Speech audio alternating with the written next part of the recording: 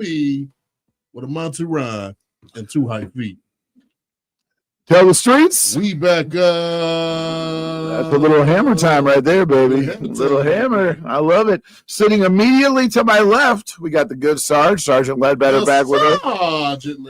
Sergeant Ledbetter. And, well, as you can tell, we're live on Facebook. We're live on YouTube. We're live, pal. But you can't. Pronouns, pal. But we don't got the cameras this week, and here's why.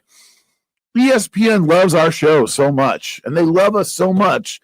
They're upgrading our cameras. Hey, in the next couple of weeks here, we're going to have brand new HD cameras. Unfortunately, you have to look at me, but luckily, you get to look at Big Kev. Oh, stop. The handsomest of all the handsome devils. Bernie Mac Jr. Bernie Mac Jr. The notorious KEV. Yes. We're caught under the train. I ain't scared of you. That's a solid impression. I love it. That's great. So we're back with our Hulk Hogan retrospective, and last time we left off a little bit in the WrestleMania range towards the end of his first WWF run, but I wanted to recap that really to talk about. I know that I'm a Hogan apologist or whatever you want to call it, but I think he gets so much unnecessary heat for this, where this is WrestleMania 9. This is where Yokozuna was basically. Was this Yoko's first loss, Serge?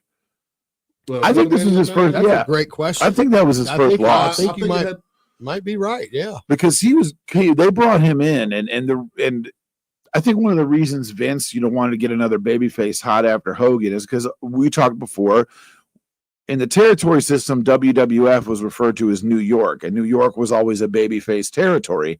And what that means is that there's a top superhero good guy, and he slays all the evil dragons. But at this point, they didn't really have any good guys that were hot except for Hogan. Brett was kind of on his way there, but Yoko was who was not Japanese. He's actually part of the Samoan family. He's related to Roman Reigns and the Usos and everything. He's their uncle, right, Serge?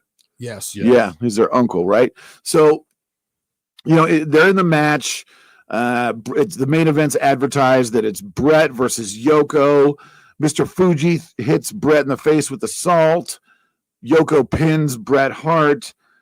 It's very weird to watch. You remember watching this as a kid? I do, and it was weird because Hogan kind of felt like he was shoehorned in. He did not have any ties to Bret. He did not have any previous interactions with Yoko. Yep. And then now he's out there. So what did you think when you saw Hogan come to the ring as a kid? I didn't think he was winning the title. What'd you think, Kev? I saw that. I'm like, no, hold on now. Wait a minute.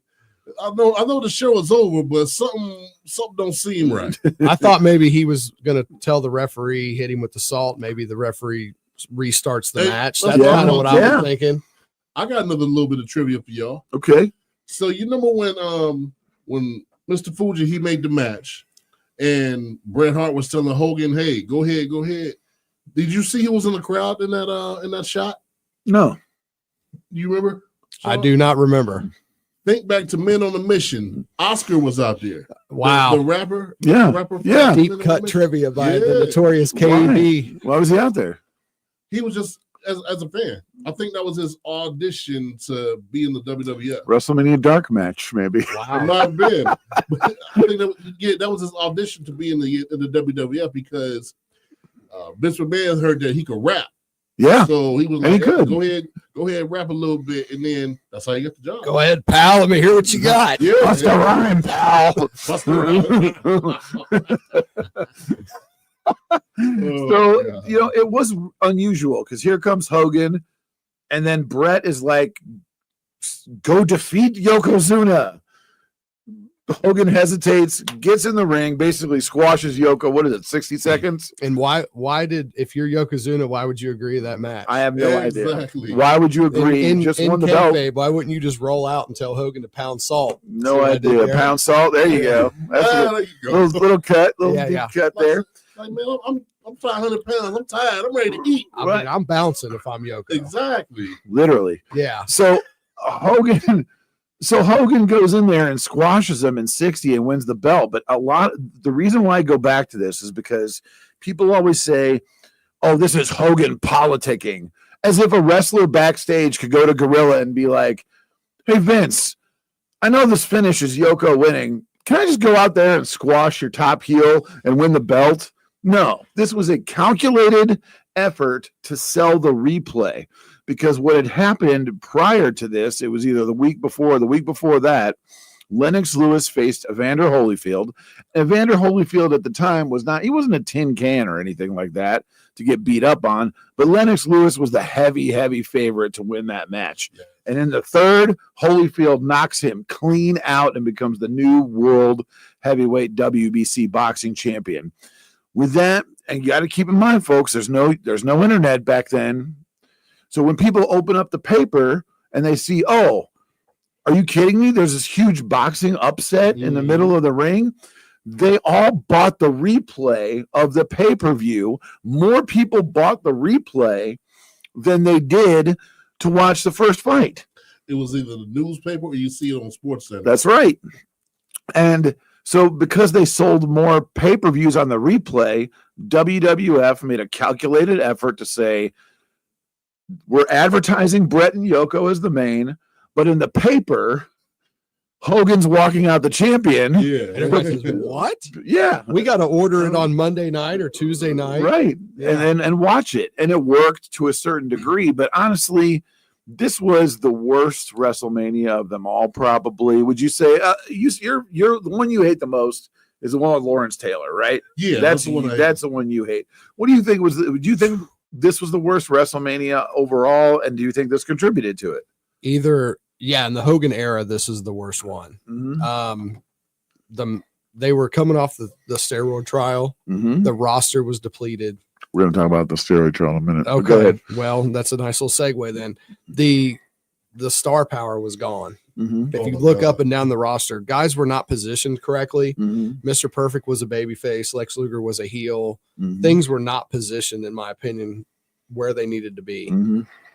Lex Luger was a narcissist. Yes. Or wasn't it? He would say the narcissist. The narcissist. He was a narcissist. I'm like, what is a narcissist? Yeah, the narcissist. but that all dovetailed into the incredibly,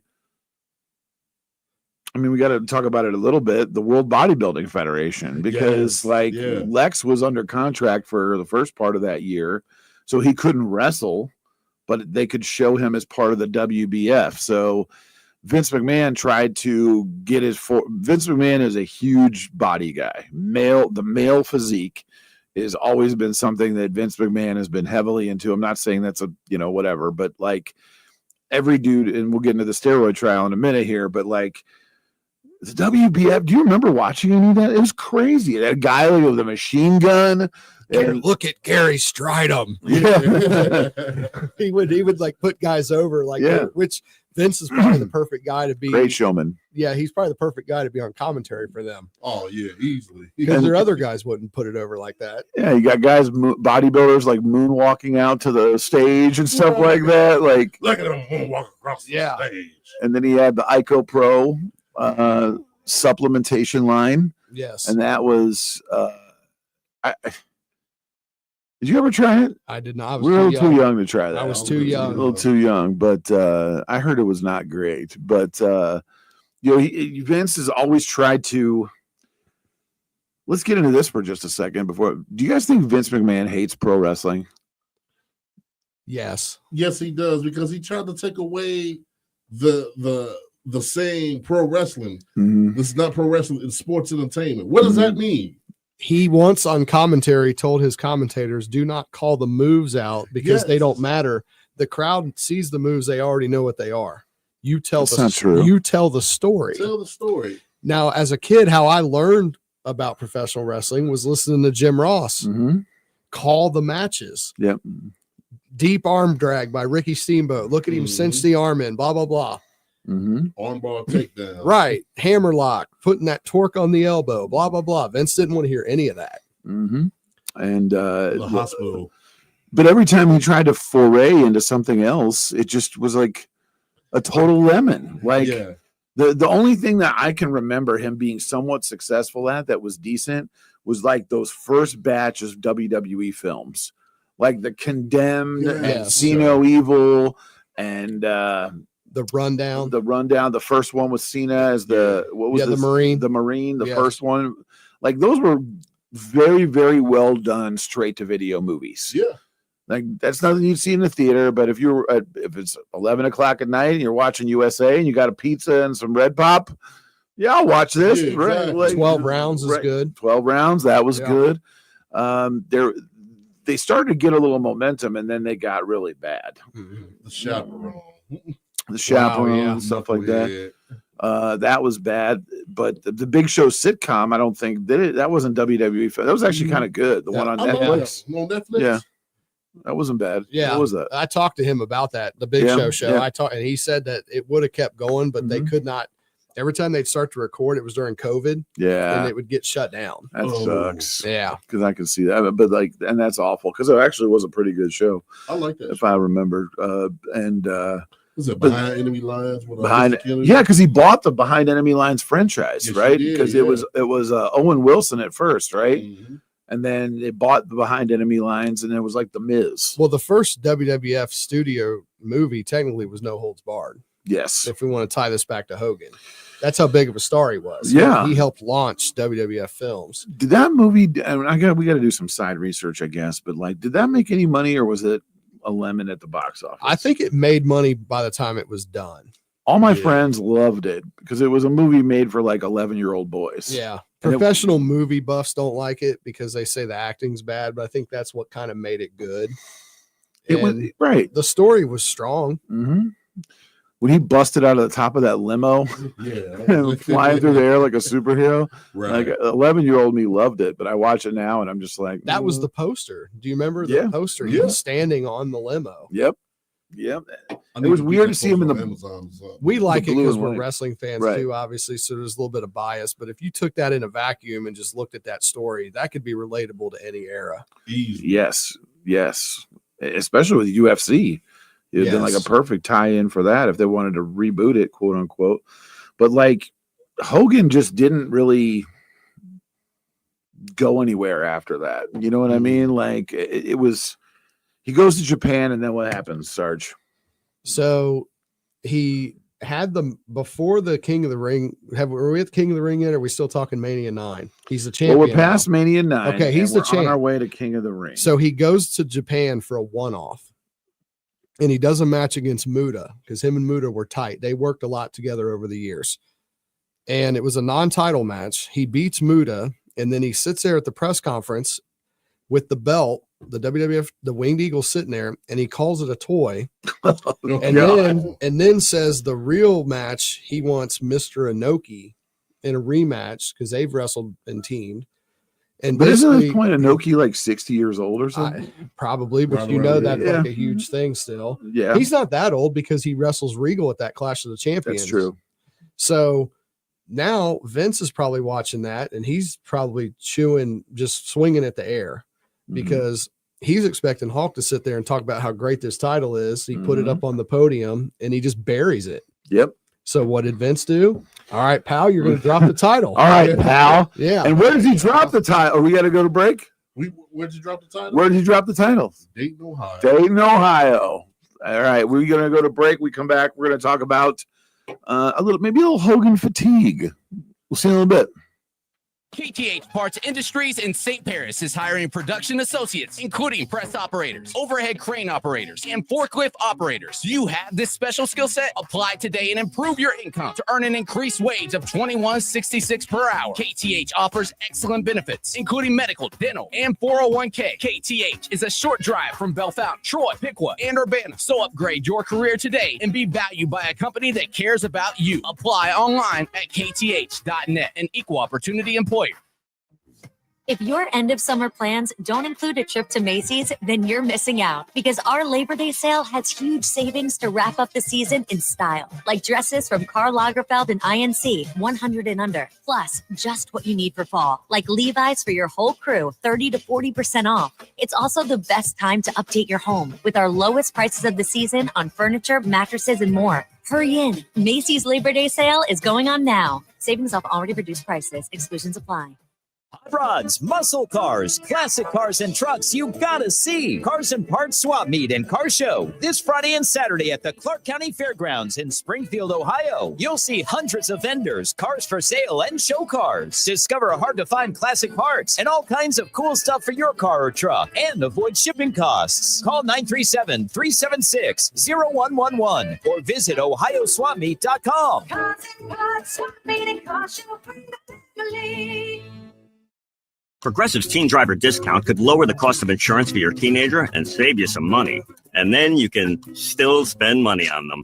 Because just when you think you have a grasp on spending, new sneakers. And then it's money for a school field trip. And of course, spending money. Oh yeah, and a new phone to replace the one they dropped in the toilet. Oh, don't remind me. So just get Progressive's teen driver discount. And then you can continue to spend money on them endlessly.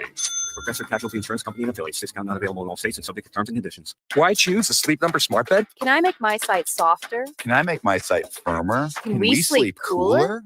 Sleep Number does that. Cools up to 8 times faster and lets you choose your ideal comfort on either side. Your Sleep Number setting. It's the Sleep Number biggest sale of the year. All beds on sale up to 50% off the limited edition smart bed. Plus free premium delivery with any smart bed and adjustable base. Ends Labor Day. All Sleep Number smart beds offer temperature solutions for your best sleep. Check it out at a Sleep Number store or sleepnumber.com today. My brother-in-law died suddenly, and now my sister and her kids have to sell their home. That's why I told my husband we could not put off getting life insurance any longer. An agent offered us a 10-year, $500,000 policy for nearly $50 a month. Then we called SelectQuote. SelectQuote found us identical coverage for only $19 a month, a savings of $369 a year. Whether you need a $500,000 policy or a $5 million policy, SelectQuote could save you more than 50% on term life insurance. For your free quote, call SelectQuote at 1-800-743-8080. That's 1-800-743-8080. Or go to SelectQuote.com. 1-800-743-8080. That's 1-800-743-8080. SelectQuote. We shop. You save. Full details on example policies at selectquote.com/commercials. With Ben Kimera and Big Kev right here on 1410 ESPN Radio. We are card subject to change.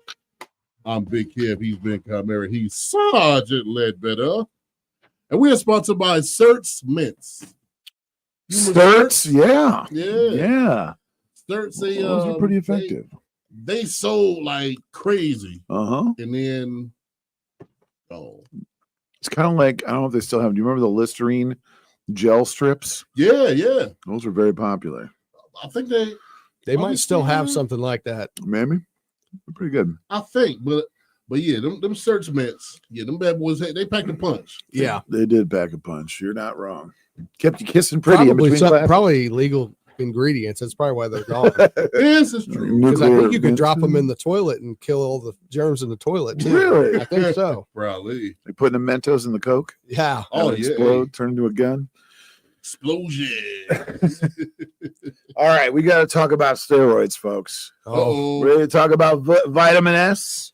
Putting a little air in the tires. Little air in the tires. Little gear. Little veins popping out. That's right. But here's the thing, like, this tied into Hogan's departure and rift with WWF, but I don't understand necessarily why, because, yeah, there was a lot.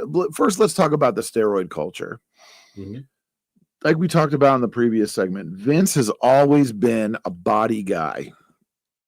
And if you look at a professional bodybuilder and their schedule, right, they're eating 8 times a day. They're lifting weights twice a day. They're taking diuretics. There's all kinds of concoctions and potions and needles and pills and syringes in order to achieve that look when you're ready to go for the Olympia. Pro wrestlers had to maintain that physique on the road 300 days a year. So it wasn't just a normal amount of steroids. It was all the steroids. Because when you go back and look at the tape or look at Hercules. Yeah. Look at Paul Warlord. Paul Roma, British Bulldog. You know, Bulldog is a victim of that too. Not a victim because he chose to do it, but he's a victim of, oh, hey, bro, you're not 6 feet tall. So you got to be Dynamite Kid. He even admitted to using steroids for horses. Yeah. Yeah. Well, Sandman used to take horse testosterone. He told me. I believe it. But, you know, when I first started wrestling, I don't care anymore because I'm not going anywhere except for this show, which I love. I dove in with Test 200. I started taking it, and I felt like $1 million, man. It was great. I put on 20 pounds of muscle. I felt so good. I didn't have any rage. I didn't have any hair loss. I felt great. Well, a normal person, when you're taking anabolic steroids, you take 10-week cycle. You do half an amp, you ramp up to 1 amp, and then you come back down. That's how you're supposed to do it normally, right? And I did, and then I felt good. And then you take 6 weeks off, and then it's like, oh, you got to start taking more. So then I took Test 400 with D-balls. My D-balls is Diana ball. My kidneys were so inflamed, I couldn't even get out of bed for a week. Really? Yeah. I was urinating blood. And then that was it for me. I was like, I'm done. I'm just going to eat chicken and steak and try to get as big as I can naturally and let the chips fall where they may. But when I was getting quote unquote tryouts and getting looked at, look at TV. Who was on TV? Triple H back from his leg injury. Batista. Even Jericho was huge. Jericho was enormous. Chris Benoit. Rey Mysterio was huge. Rey Mysterio was in WCW at 135. He was 175 in WWF. He was literally 50 pounds heavier than he was. And it was like the steroid trial never happened. Right. But to talk about the steroid trial now, you need a distributor, right? So you find a mark doctor. And in this instance, it was Dr. Zahorian. You remember Dr. Zahorian? After hearing about the steroid trial, I knew who Dr. Zahorian was. I didn't know who he was at the time. So what are your thoughts about anabolic steroids here? Sarge, being in the business. It's good and bad because obviously it's bad for health reasons. The good part about it is for them is it's an aesthetics business. Yep. So if you have wrestler A and wrestler B, one's 200 pounds and one's 230, but they can do the exact same moves and do the exact same thing, Vince is going to take the 230 guy because he looks bigger, stronger, more toyetic for merch, looks better on a poster, blah, blah, blah. So like guys like Brett, Sean, they even had to start. Brett has admitted to it. He had to get bigger or he was just going to be a mid-card guy for his whole career. If you look at him in the Hart Foundation versus when he had the belt, he's easily 35, 40 pounds heavier as a champion. And then we even talk about her yet, but China. Yes. China looked like a Greek goddess. She was cut out of she was huge. She was cut out of stone. She looked incredible, but her voice, her face, all that stuff was a side effect of her using anabolic steroids for a long period of time. You want to say something, Ken? Question. Yep. So like y'all, when you take the steroids and everything, it's all good for aesthetics, all good for the body and things like that. What about when 200 days on the road? What does it do for pain? I think probably not anything other than it may heal you short term, but long term it does not heal you well. Okay, I was about to say because I thought it would do like a little long term healing. No, a lot of these guys got around it. Like Hogan got around it by being prescribed steroids by this Dr. Zahorian guy because I got a torn lat or something like that. And so I'm taking steroids to get back. Triple H even said too, like when he tore his quad the first time, his steroids were prescribed, quote unquote. But when he came back in 2002 at that first Monday Night Raw, he was ready for the Olympia stage. Oh, no doubt. Would you agree with that? When he hit the ring at the Rumble? Yeah. Yeah. I mean, you would have thought that's all he'd been doing was swimming in the gas tank. Right. And he was enormous. Like he couldn't even get his arms like crossed around himself to take his shirt off. Well, see, Vince was on him, so it's hard as a worker to be like, oh, I can't do that because they're going to fire me. Well, the boss is doing it. That's right. And he may not be telling you, Ben, you need to take it, but when he turns his back and goes into his office and allows that doctor to come in the dressing room, that's his way of telling you, hey, man, here's your chance. I won't name this dude because he's still in the business, but he was a producer. And I had 3 WWF tryouts. Mm-hmm. They said to me afterwards, we expect a certain physique on the show. Can you get yourself to that physique? Wow. That's not saying plausible deniability. So they're not saying, hey, you got to eat fruit, you got to eat vegetables, and stuff like that. You got to put that. Yeah, put that stuff that's in the your- expectation. Wow. I mean, even like, and I love this guy. Look at Devon Dudley. Yeah. Devon, when he was in ECW, just looked like a bad dude. You know, he was thick. He looked like, I don't want to fight that dude in the parking lot. Oh, no. Then he goes and becomes Deacon Dudley. Yeah, Reverend Devon. Yeah. Deacon Dudley. I like Deacon that. Dudley. And I mean, his arms are like literally ripping his shirt. Yes, He's yeah. so big. And so just like, you know, that was the culture that Vince McMahon, well, better for worse, perpetuated. And Hogan was going to be the prosecution star witness because Vince was indicted for distributing steroids. And Jesse Ventura was involved with this. And Hogan, you know, basically said, yeah, I took him because Zahorian dropped him off to me at the shows. And I think that rift there, correct me if I'm wrong, Sarge, Vince was terrified that Hogan was going to be the one to send him up the river.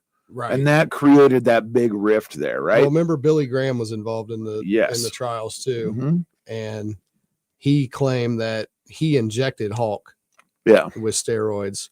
So that you got the boys turning on each other. Mhm. Everybody kind of knew the truth. It was just a matter of what can we get around. Yes. And I'm sure that Vince knew everything that was going on. And like to your point, Vince was doing them himself. Yes. The first time I ever saw Vince, Kev, what was your reaction the first time you ever saw shirtless Vince McMahon? Royal Rumble 1999. He comes out and he's all shirtless and buff. 56 years old. Yeah, 56 years old. I'm like, now come on now. Wait a minute. You mean to tell me that this was all from hard work? No, that had to be from Vitamin S. Well, it's a little bit of both because they say Vince is in the gym every morning at 4 a.m. Well, you can't just take steroids and just lay on the couch. Right, You got to work hard still to pack you still got to eat right and you got to do all that stuff to pack the size on. Steroids are just kind of like a hand up. But going back and like looking at the history, Hogan was gone at this point. And it was like Hogan had quote unquote nothing to lose by telling the truth. And that created that huge rift between the two. And like nails. Nails. What was that guy's deal, Sarge? He was crazy. He's literally a crazy person. Did you ever see him in AWA? What he looked like? I have not seen him in AWA. He was like a knockoff. He was like a dollar store Hogan. Really? Wow. Yeah. What do you work under? Mr. Magnificent Kevin Kelly, his real name. All right. Well, I'm gonna have to go look this up. He had trunks on. He had Medusa. I'm gonna have to look this up Yeah. on the network. Look at that too. He had hair. Yeah. Yeah. So did he have that voice that Nails did? His voice was, they changed his voice, right? Yeah. Yeah. His voice was different. So they put like a voice alternator thing when he'd cut his promos to make it sound really raspy and gravelly. Mm-hmm. So Nails, for those of you playing at home, I didn't mean to interrupt you, but the gimmick was that he was a prisoner coming out of prison. He wrestled in like the orange jumpsuit. Huge dude. He's at least 7 feet tall, right? He was big, Probably close to it. 6'9", 6'10". Yeah, he was a big dude, but he was completely insane. He got fired because he attacked Vince McMahon and almost choked Vince McMahon to death in the locker room. Berserker was watching the door. John Nord in gimmick. Now this is a story I've heard. Here we go. In gimmick, watching the door while Nails is in there choking Vince because of his payout. He was mad about his match with Boss Man, the jailhouse match or whatever. He was mad about his payout. So he almost killed So Vince had to deal with Warrior complaining about money. Yep. Vince was probably like, now I got to deal with this other guy. Yeah. I got to deal with Nails. While Berserker just sitting at the door. Watching the door. Give him the huss. Give him the huss. Give him a huss.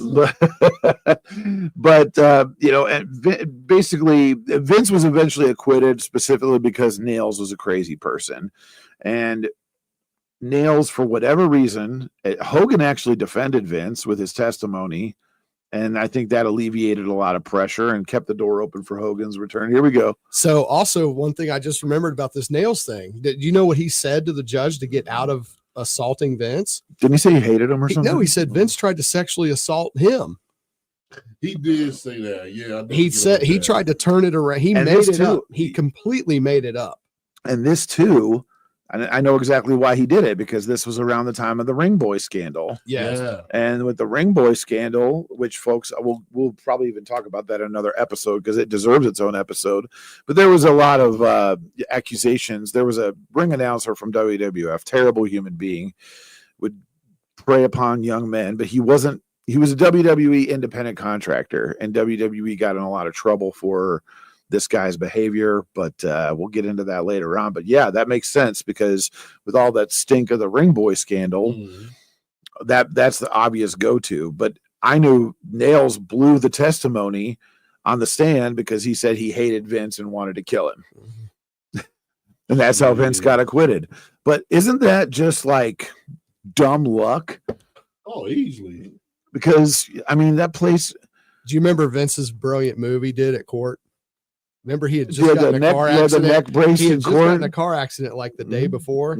So he showed up with the neck brace on in the courtroom to try to get sympathy from the judge. Always working, brother. Never going to outwork Vince McMahon. I gotta Google this, but I think there's courtroom sketches of him with like a puppy dog face. Oh yeah, yeah, yeah. He had like Linda helping him up. Yeah, the man is a genius, folks. Yep. He is a genius.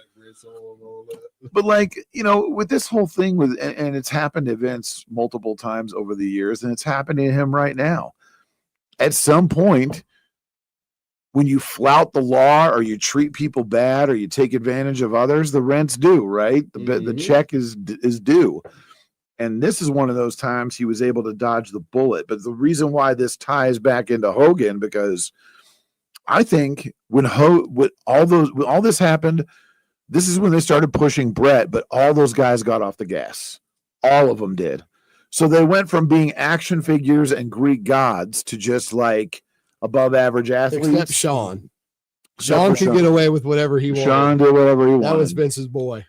But Hogan went from, if you look at Hogan at the peak of Hulkamania, he's like a giant. And then when you look at him at the steroid trial, I would say he's probably 60 to 70 pounds lighter. Yeah, they built him at 303 forever, and then they built him at 275. Yeah. But it seems like that 28 pounds, it had to be more than that. It had to be more than that. Because he was more tall and slender. He didn't have like the giant lats and shoulders that he had. His neck too. Yeah. Like his neck was like real long. Just overall, like his arms were smaller. It had to be 50 pounds. I don't know about 75, but 50 pounds for sure. We got a Transformer roll out? Yep. All right. We got to go to break. When we come back, we're going to talk a little bit about Hogan losing weight with Weight Watchers. And and then we're going to talk about the 1990s and syndicated television. We'll see you in a little bit. When getting the job done right is job one, you need construction equipment that's built right. From compact track loaders to the world's #1 selling compact excavator, the Kubota construction lineup features durable Kubota engines, more comfort, and the versatility to do it all and do it right. Visit your local Kubota dealer today. Go to KubotaUSA.com for full disclaimer. Stop by Columbus Equipment in Columbus, Dayton, or Toledo to see their full line of Kubota construction equipment, or check them out online at ColumbusEquipment.com. This is Dr. Justin with Dayton Weight Loss Secret. Are you frustrated with those trendy weight loss shots? Whether you hit a plateau, can't handle the side effects, or watch the pounds creep back up after stopping, there's a better way. Our program has helped over 70,000 people lose up to 10 to 20% of their body weight in just 8 weeks without expensive injections or uncomfortable side effects. Our doctor-developed program costs up to half as much and works up to twice as fast. Ready for real lasting results? Our caring team at Dayton Weight Loss Secret is ready to help you achieve your weight loss goals. Visit DaytonWeightLossSecret.com now to schedule your free consultation. Hey, it's Justin Kinner. Back on July 1st, I weighed in at 210 pounds. Less than 2 months later, I'm down to 185. Most patients lose 20 to 30 pounds in the first month or two, just like I did. No injections, no prepackaged meals, no endless workouts. For your free consultation, give Dayton Weight Loss Secret a call today, 937-999-1480, or online at DaytonWeightLossSecret.com. Results may vary. Without an Advent clinic nearby, people suffering needlessly from chronic nasal congestion and sinus infections would be stuck with either Band-Aid or sledgehammer solutions. Band-Aids are pills or nasal sprays, and they're not true solutions. Surgery is a sledgehammer, and that's what we're trying to avoid, because most people don't need surgery for nose and sinus issues, nor do they want a 14-day recovery. Our unique Advent approach can, in 20 minutes in our office, open your blocked nose for good, with only 1 day recovery. I'm Advent founder Dr. Kandula. Outside of Advent's four walls, invasive surgery is what they'll recommend. But here you will find effective and convenient in-office solutions to help you stop the need for Band-Aids and avoid the sledgehammer. Go to adventknows.com to schedule your appointment, because Advent knows when you breathe well, you live better.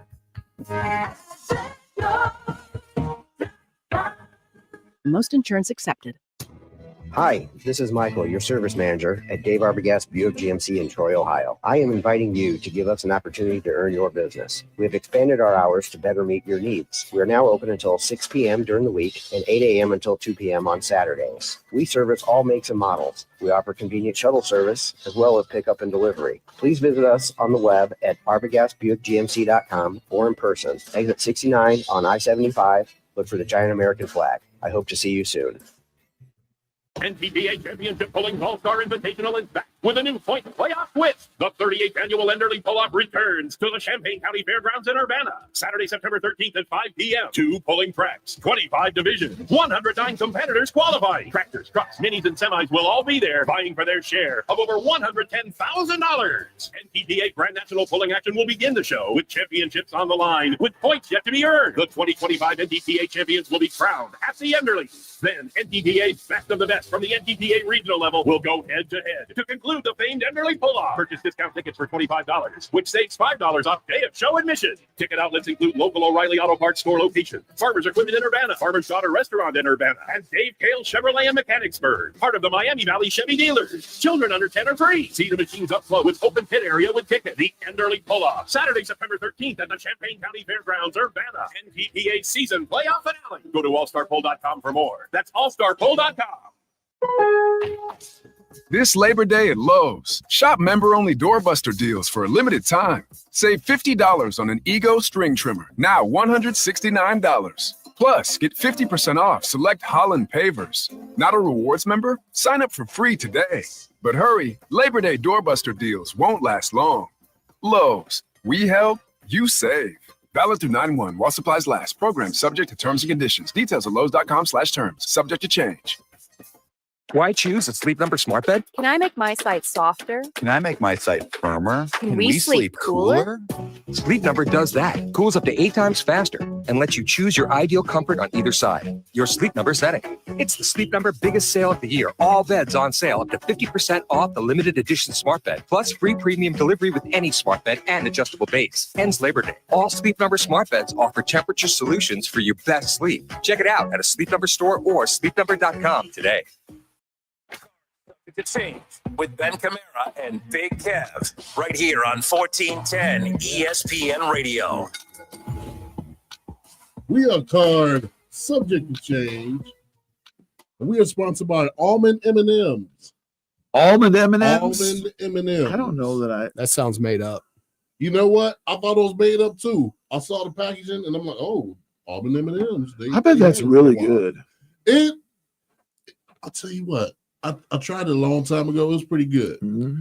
I'm more of a peanut butter guy. Peanut butter M&M guy. Can't go wrong with peanut butter and chocolate. Yeah. Man, hey, me and my wife, we would go back and forth on getting those big M&Ms, like the big M&M bags. Yeah. We always had to get the peanut butter. Yeah. We always had to fight over the peanut butter. Is it better than Reese's Pieces? It's the same. Same. Reese's Pieces are underrated. Reese's Pieces are pretty good. A lot of people they're not hip to those. No, I love Reese's Pieces. I think people are more into like the Reese's peanut butter pumpkins and the eggs and the Christmas trees and stuff like that. That's pretty good. If you had a movie theater or somewhere like that, and they don't have the peanut butter M&Ms, that's where you go for the Reese's Pieces. That's when you go for the Reese's Pieces.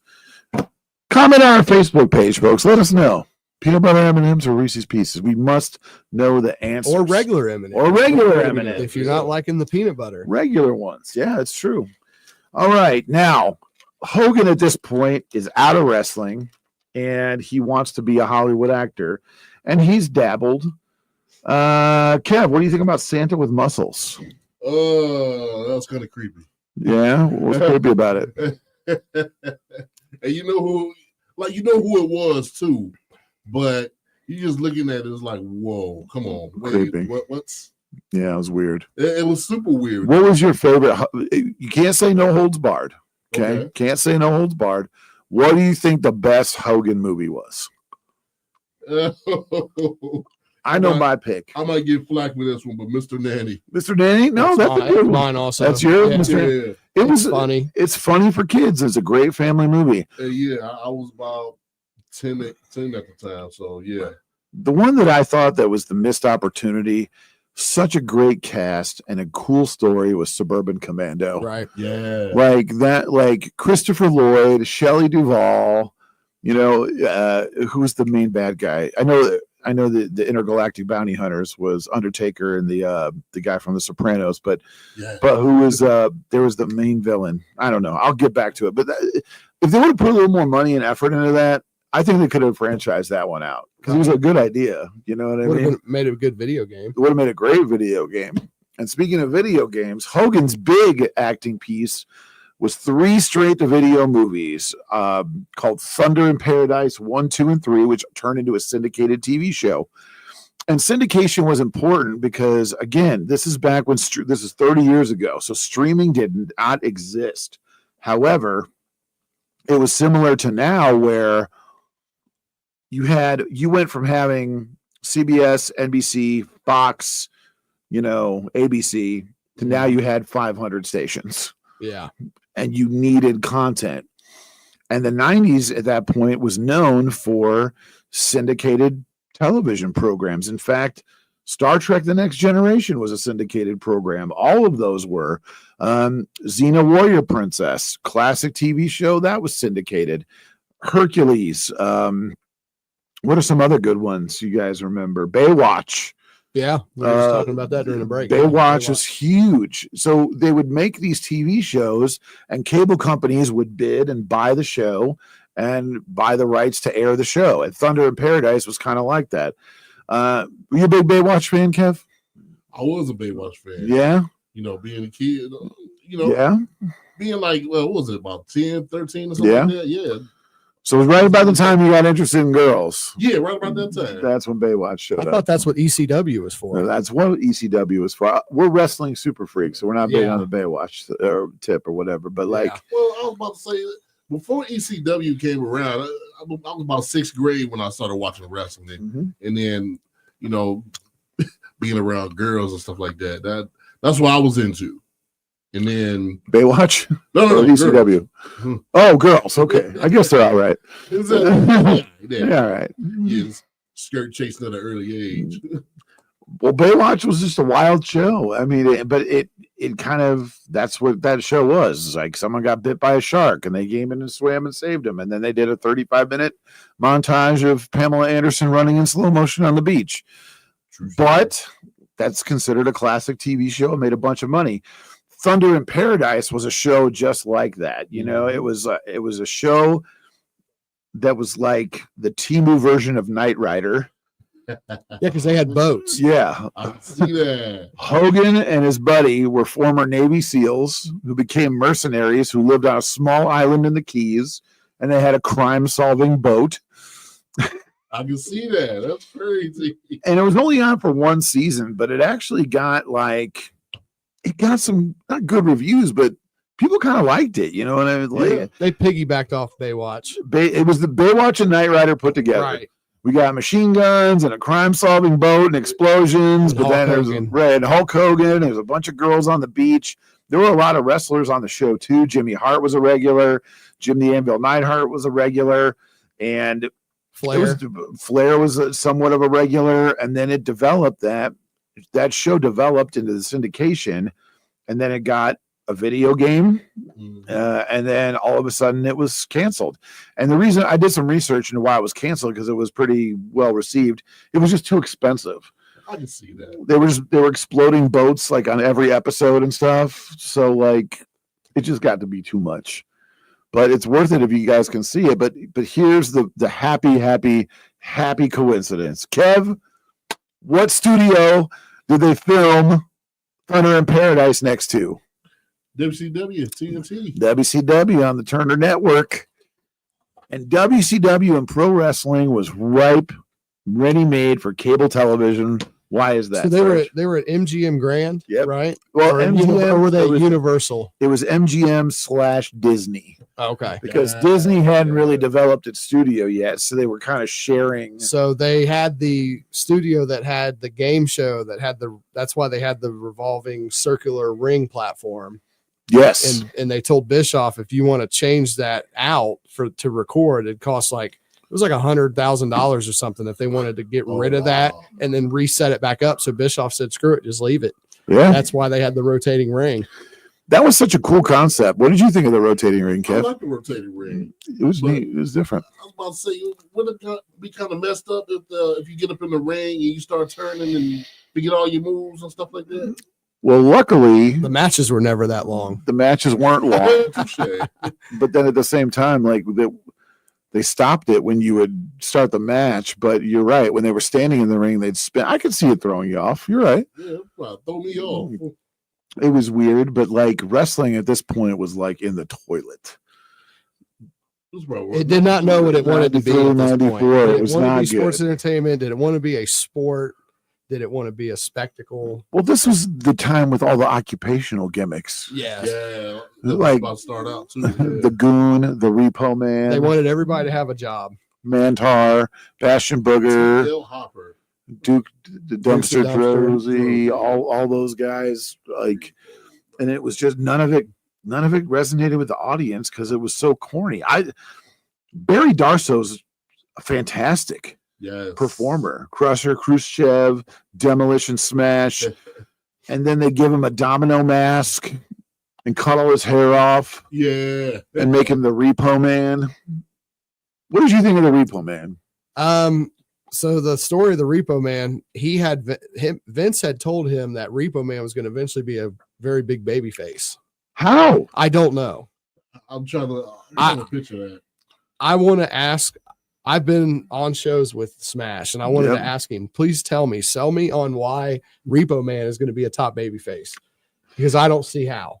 It would be like trying to turn IRS babyface. Yeah. Like, how could you? How could you turn IRS now that babyface? I could book that. Okay. You can book that? I could book IRS as a babyface. I can see $1 million. So he figures he rebels against them because they screwed him over on like his PTO.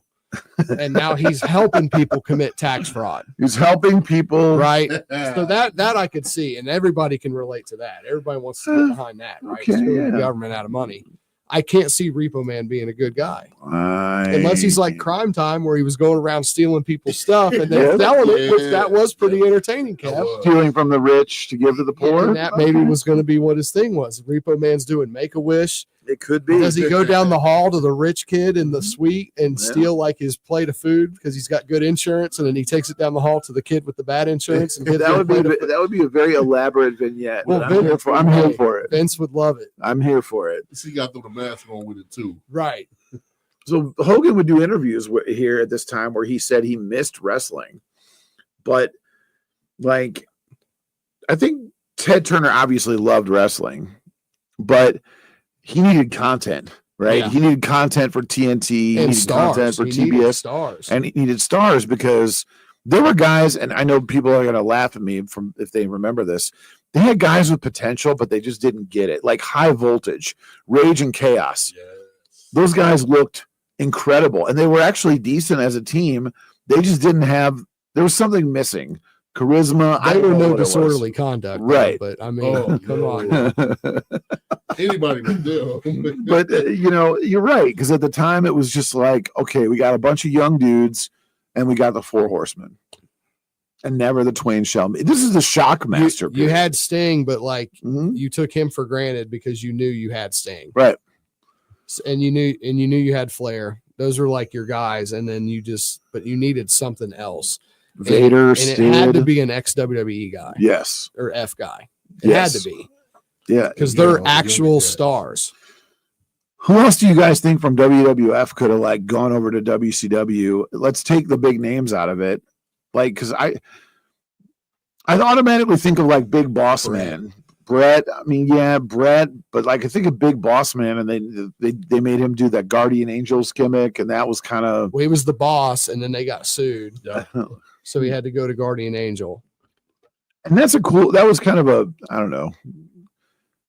It was a cool organization back then. They'd be arch criminals now. Yep. They'd be like vigilante justice warriors. But who other than Brett, who do you think? Brett almost went. You know that, right? Yeah, Brett. I remember Brett like almost 93 went. or 94. He almost went. This is what's crazy about that era WCW. They had Steamboat. They had Rick Rude. They had Austin. Yep. Pillman. They had a lot of guys. Flair, Sting, we've already talked about. Luger was on the way. What happened? Like, where did they just lose them because 1 year deals and then they walked, or what?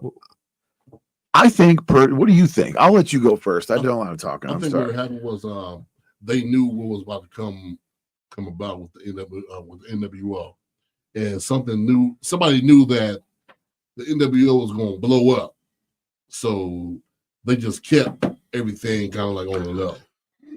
I could see that being a thing. I think personally, like, they didn't know who they want. There was an identity crisis at the time, because it's like everybody they brought in was so diametrically opposed to each other. Like, oh, we're gonna have Cowboy Bill Watts do this. Okay, well, then we're gonna have Jim Herd, and it's like people in our business hate Jim Herd. Yeah. For obvious reasons.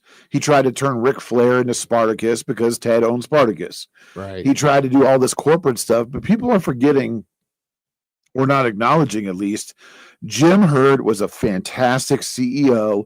He was everything that we all loved about classic Pizza Hut was brought to us by Jim Herd. The stained glass chandeliers, the arcade, the salad bar, the pizza bar, the deep dish pizza they bring out with the clips. Yep. All that stuff was a Jim Herd production. And all of us of a certain age, 30 to 50, we all fantasize about how awesome Pizza Hut used to be. If the Ding Dongs want to go be servers at Pizza Hut, they can go be servers at Pizza Hut. Jim Herd doesn't need to be booking professional wrestling. So Cowboy wanted to run it like a 1950s, territory where it's blood and guts. Jim Herd wanted to turn it into Disney. And you went through all these different people with all these different visions. And this is the bad. There's good parts about corporate America and there's bad parts about corporate America. This is the bad part because this guy's a great businessman and executive. Let's give him wrestling. And they don't know anything about pro wrestling. Kip Fry got there after Bill Watts, and he wanted to clean house and bring in all the young guys that weren't ready yet. Yeah. They had Thunder and Lightning, Eric Watts, a lot of young boys that had no business being on TV. Kip Fry said, "Yep, we're going to go ahead and put them here." And ultimately, it's like you said, they needed a star because none of those guys were stars, because WCW every 6 or 8 months was completely changing the entire product. Oh yeah. So they go after Hulk, but who got Hulk? That's always the debate. That's the debate. Was it Greg Gagne? Was it Flair? Was it Flair? Was it Bischoff? Who knows? Let's talk about it when we get back, because we're going to get into the WCW signing. We got to go pay some bills. We get back, we're going to talk about who locked down Hulk Hogan. See you in a bit. Imagine what it would feel like getting tackled head on by a 240-pound linebacker. You'd be in serious pain, right? But if you're unbuckled in a car crash, At just 50 miles an hour, you become a deadly projectile that can slam into other passengers with 8 times that amount of force. Don't let someone else take the hit. Buckle up and visit buckleup.ohio.gov to learn more. Brought to you by ODOT and ODPS. If you craft it, crush it, and clock out proud, United Alloy wants you. United Alloy in Union is expanding and hiring skilled welders, fabricators, and painters who know their craft, take pride in their work, and aren't afraid of a challenge. Join a growing team that values safety, respects your skills, and delivers exceptional results. If you got the skills and work ethic, United Alloy has your next big opportunity with positions on first, second, and third shifts. Make your move. Apply today at UnitedAlloy.com. That's UnitedAlloy.com, an equal opportunity employer. Let's go to Chevrolet of Troy, because no one, we mean no one, beats our prices on new Chevys, and that's a guarantee. Come and see. Chevrolet of Troy has the largest selection in Dayton and the Miami Valley, featuring over 100 new Chevys. Bring your trade for top price. We make financing quick and easy. In fact, no payments for 90 days. Credit problems? No problem. We'll get you financed. Best selection, best prices. That's who we are. At Chevrolet of Troy, 1375 South Market Street, online at ChevroletofTroy.com. If you need new roofing, siding or gutters, skylights or patio enclosures, if you're a homeowner or business and need someone you can trust, don't take a chance. Enhance with Lance. Lance Roofing and Siding has been satisfying customers since 1993 and hold an A+ rating with the Better Business Bureau. See Lance Roofing and Siding at their new location at 6903 Dayton Springfield Road in Enid. Call for a free estimate at 864-2722. That's 864-2722. Online at lanceroofing.com. My brother-in-law died suddenly, and now my sister and her kids have to sell their home. That's why I told my husband we could not put off getting life insurance any longer. An agent offered us a 10-year, $500,000 policy for nearly $50 a month. Then we called SelectQuote. SelectQuote found us identical coverage for only $19 a month, a savings of $369 a year. Whether you need a $500,000 policy or a $5 million policy, SelectQuote could save you more than 50% on term life insurance. For your free quote, call SelectQuote at 1-800-743-8080. That's 1-800-743-8080. Or go to SelectQuote.com. 1-800-743-8080. That's 1-800-743-8080. SelectQuote. We shop. You save. Full details on example policies at selectquote.com/commercials. Coming to you live from the Superbook Sports Studios in Kettering. You're listening to Dayton's ESPN Radio, 1410 Wing AM. The Change with Ben Kimera and Big Kev, right here on 1410 ESPN Radio. Welcome to the second hour of Card Subject to Change. Second hour already, y'all. We could talk about wrestling for like 8 hours, and I'm not going to get bored. That's it.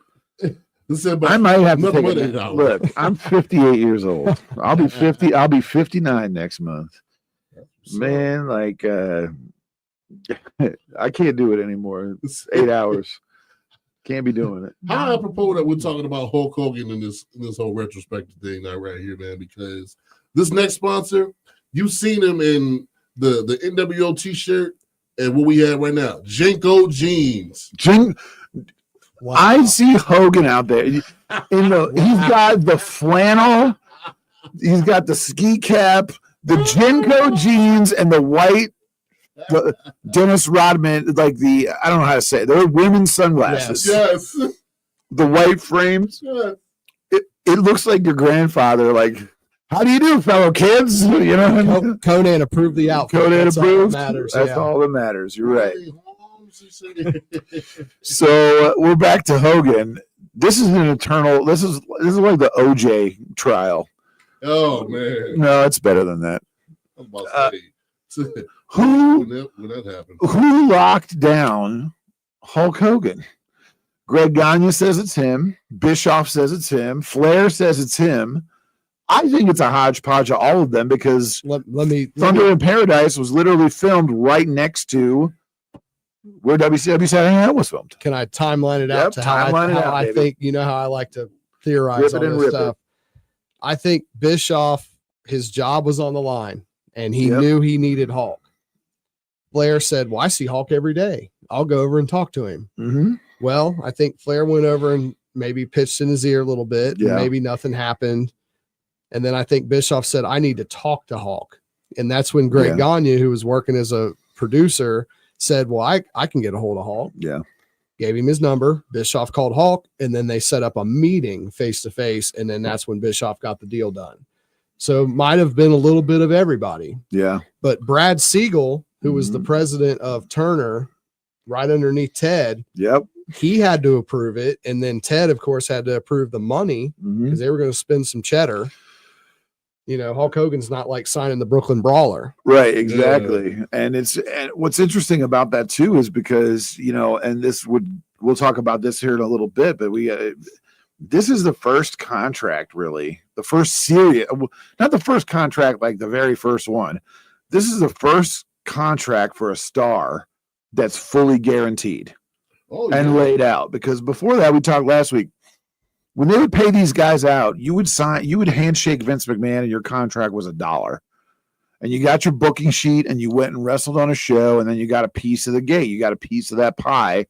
And when Hogan was there, you know, the first wrestling show I ever went to with my dad, Palace of Auburn Hills, the year it was open, 1988. I was real little kid, and it was a house show, and it was literally just guardrails and the ring. No Tron, no pyro, none of that. Main event was Hogan versus Mr. Perfect. It was a great match. Great match. But it was a full house. Yeah. It wasn't Monday Night Raw. The Palace sat what, 27,000 about? Yeah. I've been there. Plus on the floor. Right. You've been there. I've been there a couple times. Great venue for wrestling. It was. And it was packed out. It was completely full. So, you know, Hogan's payout for that was probably 50, 60 grand for that show. Would you say? About there? Yeah. He got around 3% of the gate. Yeah. That was So his deal. I the tickets were like less than $50 and we were on the floor, but of course that was, 40 years ago, but, I love that right now. right. Exactly. But not those $5 grand WrestleMania tickets. Oh no. No thanks for that. They saying that stuff like it's shoebox money. $40 will get you a shirt now. Yeah. One shirt. It won't get you in the door to buy it though. Oh goodness I'll gracious. say put you in the aisle. That's ridiculous. You take a speaker out there and watch it. And the worst part about it is they sell the shirts for like $20 on Fanatics. And then you got to buy 40 at the live event to get you them stadium prices. But so you think it was a hodgepodge of multiple? I think it was a chain of events like that. Obviously I wasn't there and I don't know, but I'm a pretty educated guy putting all the stories together. It's like Hulk, any other Hulk story. It could be a mixture of many things. And I think that's about how it went. Bischoff got the deal done. Silver Tongue Devil himself, Eric Bischoff. Great businessman. Desperate times. And he asked for Ted to endorse it because Ted's paying. And then here we go. We got the big press conference. Big press conference. And one more thing to note about the contract, Hogan was not a WCW employee. He was a Turner employee. Yeah. And that's where they didn't get into trouble necessarily, but that's how they cooked the books a little bit on that one, because they would, as a corporation, they'd shuffle money around. A lot of what WCW's losses, air quotes, were in the last year were losses from other Turner divisions that they just laid at the feet of WCW so they could justify giving it the X. There's no way they lost $200 million that last year. It's mathematically impossible. No, because they had TV revenue coming in, they had Right. merch, they ran house shows, they had pay-per-view money. There's no way. I went to a WCW show at the Palace the last year that they were in business. Yeah. And it was at least 75, 80% full. It wasn't a sellout like it used to be. There was quite a bit of people there. So they did it. Bischoff is a genius. He did this thing right because they were on the Disney lot, and before the electric parade, they held a ticker tape parade to announce the signing of Hulk Hogan. They sure did. Like they were announcing the signing of Michael Jordan, or Had that ever been done before? I don't think so. I don't think so. You never knew. Contracts were kind of kayfabe. Yes. Secret. You did not know what anybody was making. And you never saw him sign it. Go ahead. Plus with the power of not having internet back in the day too. Yes. It was easier to keep the secret because you had to, if you wanted backstage info back then, you had to subscribe, to what you call a dirt sheet, and then you get it in the mail. Yeah, the Wrestling Observer was the big Yep. one. Sure was. And even then, you were only getting like 75-80% of the truth, But so he has a big ticker tape parade at Disney World. He's in a custom Dodge Viper, which was Dodge's sports car. It's a $120,000 car. Red and white racing stripes, Hogan on the thing. He had new gear, the Hogan bandana. Yeah. And the what was it? Hulkster? Yeah. The Hulkster. Yeah. Red and white. And then they sit him up on the stage next to Mickey Mouse. Big deal at the time. Huge deal. Get the Mickey rub. Right. Got Mickey, got all the kids jumping up and down. He signs on the stage. He's got Jimmy Hart as his manager. And then, boom, you are off to the races. And to me, this was like, what do you guys, Kev, what do you think Vince McMahon was thinking when he sat and saw that? Vince McMahon was throwing everything in that mansion he has. He was throwing everything. Yeah. Because he had him at his fingertips. Yep. And he just let him go. Mm-hmm. Vince just wondering, man, why did I let him go like that? I think you're right about that. What do you think? I think he had to let Hulk go at the time, but then I think he's admitted that it was huge when they got him. He knew it was huge. Because it's like when an athlete gets traded to another team and they kind of get that reset and that fresh coat of paint. I think it's good for them because it's good for everybody. You get the old stink off. Vince was ready to move into a new era, and he couldn't do it without getting rid of Hulk. But he didn't want to get rid of Hulk. I don't think he wanted to, but I think it was to. one of the things where it kind of had to happen.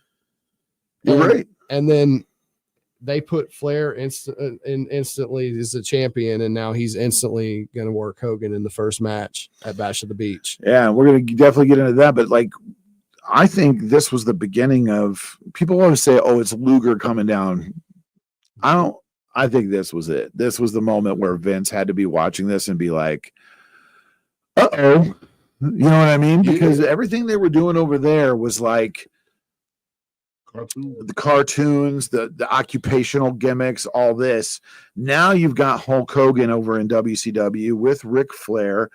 And to me, this is when Bischoff really committed to the whole Disneyfication thing. Oh, yeah. Because that's when you had the music and the merch and the whole thing and made it like it was everything people missed about WWF. What do you think? Yeah, it was weird because like Kevin Sullivan was the booker. Yes.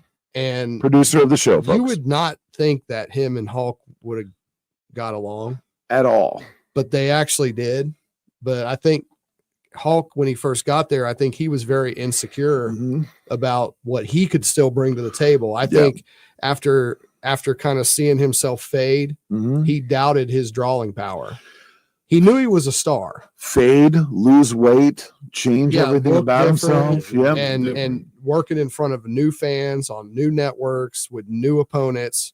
And I think that was why they let him sort of, again, back to when an athlete like when LeBron goes to a team and they say, okay, who do you want to play with? Hulk was able to bring in Macho, Duggan, Boss Man, all these guys that he were comfortable with. You know what I mean? And that was what made it work. What do you think, Kev? Yeah, man. Like you said, man, it was just everything just coming together. Everything just making everything work. But yeah, I like how with Hogan coming in, it was just like a fresh coat of paint for everything. Like how you said, it was just new gear, new body, new people to work with. Right. A whole bunch of people that he had to work with in WCW. So that was a good change right there for him. And even when it was old people that he worked with, because it was in WCW, it was a fresh coat of paint. Yeah, all different characters. Because even if it's like Hogan and Macho wrestled at WrestleMania. Well, now Hogan and Macho are going to wrestle in WCW. But now you have a built-in story. Right. Exactly. So this is where Bischoff is the genius, right? Because he was able to layer in all these different aspects. And I think, this turned out to be a blessing and a curse. I pulled up and I'm looking up right now the guaranteed contract. You guys want to hear some of this? Yeah, let's hear the numbers. Let's hear some of this. I think the listeners would love to hear this, right? Okay, so it's a letter of agreement sent to Mr. Terry Bollea at 130 Willowdale Drive in Bel Air, Florida. Okay, this confirms the principal terms. I'm going to skip over some of the legal S. Okay, so this is from 1994 to 1998, 4 years. Okay, so his base salary every single year was $1,365,000, whether he showed up or not. Yeah, I wouldn't know how to act. That's 1 year. He got a bonus at the end of every year of $2 million. See, every year. Terry Bollea, okay, which is Hulk Hogan, will promote, appear, wrestle, and perform in 6 pay-per-view events per year during year 1 and year 3. And during year 4, he's got to appear at 7. That's fair. Yes. What about TV? It doesn't. I think I might get to that because this is just page 1 of 9. But in consideration for his participation in the events, WCW shall compensate Bollea the 15% of 100% of domestic pay-per-view cable sales. Wow. So if he's on Bash at the Beach, that was his debut. So back then, what was the pay-per-view? $20 then or 30? About 30. And they would get about 250,000 buy rate. So 250,000 buy rate, $30 a rip. 10% is 25,000.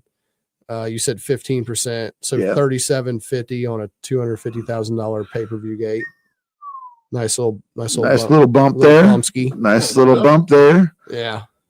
All right. Like I said, I And wouldn't. we're not even to merch. We're not. Yeah. If he's got to work those Clash of the Champions, which he worked all those Clash of the Champions back then, plus he was doing worldwide tapings. During years 1 through 3 of this agreement, Bollea shall promote, appear, and wrestle and perform as requested by WCW at WCW Nitro and WCW Thunder events. In consideration for Bollea's participation in any such events, WCW shall pay Bollea 25% of the gross after tax for arena ticket revenues for each Nitro and each Thunder in which he appears and wrestles. However, in no event will Bollea's compensation be less than $25,000 per event. So this dude got So if they 25 sold grand. 100 tickets, Yeah. he gets 25 grand. Yep. So they had to write that in later because Nitro and Thunder didn't exist when that was It signed. probably has an added So it had to get amended in. Oh yeah. So he started out probably making $6 or $7 million a year. He's Yeah, probably it making is. $10 million a year by the time he got to the Nitro era. Yeah. easily. Hand over fist. And folks, we're all getting.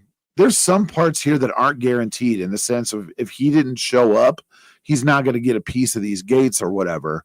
But even if he just signed this contract and afterwards just said, well, I'm going to sit at home and not do anything ever, he was still going to make $1.3 million a year for 4 years.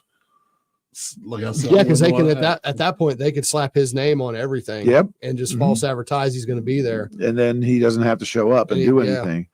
And But- he had creative control. Yeah. Which we haven't even got to that. So he didn't ever have to lose if he doesn't want to. Nope. Never. And he didn't really. All right. We got to go. We got to go to break. We come back. We'll talk a little bit about the contract, but we want to talk about how some of his feuds in WCW went very, very right and very, very wrong. We'll see you in a little bit.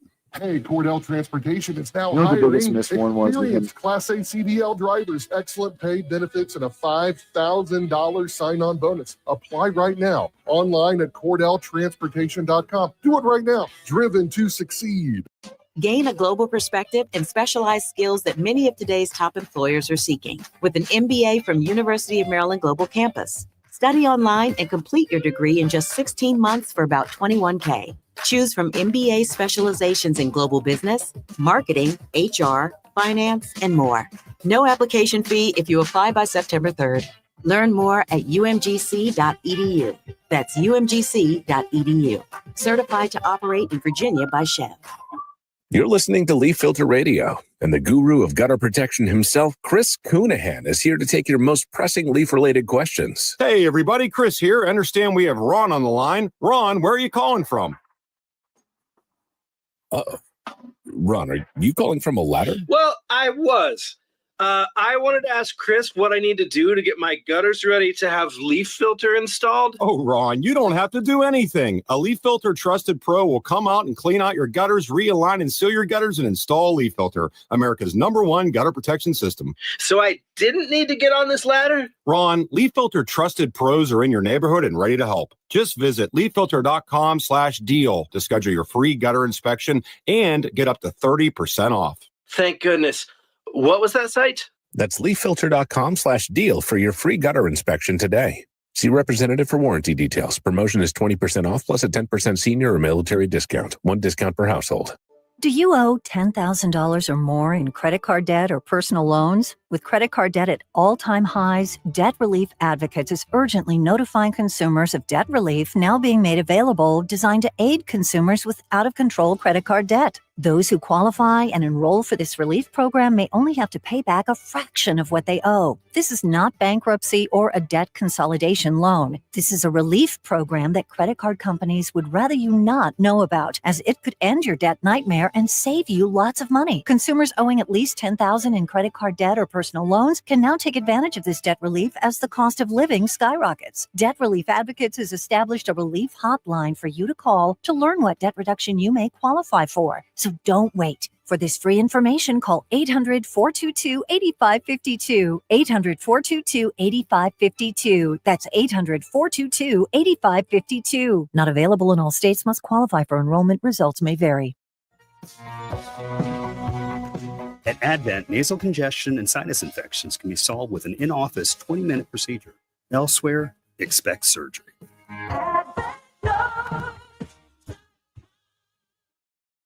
Do you owe $10,000 or more in credit card debt or personal loans? With credit card debt at all-time highs, Debt Relief Advocates is urgently notifying consumers of debt relief now being made available designed to aid consumers with out-of-control credit card debt. Those who qualify and enroll for this relief program may only have to pay back a fraction of what they owe. This is not bankruptcy or a debt consolidation loan. This is a relief program that credit card companies would rather you not know about, as it could end your debt nightmare and save you lots of money. Consumers owing at least $10,000 in credit card debt or personal loans can now take advantage of this debt relief as the cost of living skyrockets. Debt Relief Advocates has established a relief hotline for you to call to learn what debt reduction you may qualify for. So don't wait. For this free information, call 800-422-8552. 800-422-8552. That's 800-422-8552. Not available in all states. Must qualify for enrollment. Results may vary. Is it me or is it musty? Oh, damn. Check the bathroom. Damp! Wait! Yeah? I'm ordering damp rid! Get rid of the damp by trapping excess moisture with Damp Rid. Subject to change with Ben Kimera and Big Kev right here on 1410 ESPN Radio. Agreed. We are card subject to change. I'm Big Kev. He's Ben Kimera. He's Sergeant Ledbetter. And we are sponsored by Bugle Boy Jean. Can I wear that with my Buster Browns? Yeah. Do that. Get your flannel shirt going on. Yeah. With the cowboy hat. Get your Buster Yeah, Browns. little youth pastor band. Last Boy Scout. Hey kids, you ready to rock out? That's gonna be his new gimmick right New there. gimmick, Last Boy Scout. Ben Kimera. Yeah, you could be the Damon Wayans to my Bruce Willis, right? You can do that. But what would your theme song be if you was to do that? Oh gosh, it's got to be something like Alice Cooper or something. Some from Detroit, but not Ted Nugent. Ted Nugent. Yeah, not Ted Nugent. Huh? No, I mean Ted Nugent's okay musically, but he's a little much. A little much. It'd be Kickstart My Heart. Yeah, there you go. That's a good one. So we'll move on to Hogan's feuds here for a second, but I wanted to read you this part of this contract. if the buy rate of the pay-per-view Hogan was on was a 3.5 plus, he got $1,750,000 per pay-per-view that he appeared on. That was a 3.5 plus. And they did a 3.5 plus 4 years straight. See, so they could technically have lost money. Yes. Because if it was barely at that number, they might have actually had a bigger payout than the profit that they made off that amount. But they didn't lose money because of this contract chicanery. He was a Turner employee, because so he's coming out of the big pot of TBS, TNT, Atlanta Hawks, Atlanta Braves. Mhm. Like he's part of that pot. Whereas Hall and Nash had the Favored Nations contract where that's how I think they kept Hall and Nash's pay down because they were on the WCW books when they started. Right. And then Hogan was on the Turner books when he started. So they're playing these. This is just brilliance. I know it sounds like fraud, but it's just that's why they hired Mike Rotunda back around that time too. They needed IRS. Around. He did That's IRS. Right. The IRS to clear the books. So Hogan's making a ton of money here, but here's the thing: he's worth it at this point because what WCW does right away was what Vince McMahon was too. I'm not going to say stupid. It is stupid. His ego got him in the way. Yep. And that is our WCW champion is Ric Flair, the greatest of all time, Right. versus, and we're immediately running Hulk Hogan straight at Ric Flair. Immediately. And that match is phenomenal. If you haven't watched it, I have watched it It's for the so show. good. Loved it. People are jumping up and down. Baby Brooke, Baby Nick, and Linda are in the front row, losing their minds. Rick's hip thrusting at Linda. Yeah, it is so good. And when Hogan wins, it's Hogan's first match, and he wins the WCW championship in the first match. And holy cow, that crowd is losing their mind. They're jumping up and down, throwing stuff up in the air. And it really is. I mean, let's talk about how stupid this decision by Vince McMahon was, because Hogan and Flair really had great chemistry. Well, they worked each other on the house shows Right. 100 times. Yep. They would never pull the trigger on it on like Mania 8 and Indy should have been Flair and Hogan. Yes. I agree. There's no reason why they're both there. But you know why they did that, right? Because Vince McMahon didn't like the crowd reaction on the house shows. Yeah, but okay. Well, he couldn't have been getting a better reaction from Sid. Oh no. I mean, Sid just looked the part, like Sid's, like I say it a million times, like Sid is Vince's dude, Well, then they should have had Sid be Flair's heavy. Yep. And they could have had Sid not debut, but reveal that by helping Flair beat him. Yes. And now you can go with Hogan and Sid moving forward. Right. Yep.